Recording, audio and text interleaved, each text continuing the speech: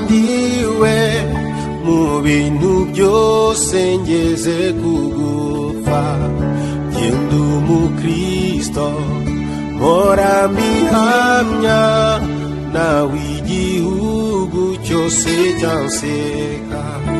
Genda umukristo wo mu mutima, kuko usigaye nkunda Kristo. Icyatumye apfa yazize jyewe, nabuzwa n'iki kujya mukunda. Genda umukristo wumva ubwo buntu, narakijijwe nkurwa mu byaha. Genda umukristo naho naterwa n'ibyago nkaba no ku rugamba. Genda umukristo n'umutabazi, mu ntambara ndasana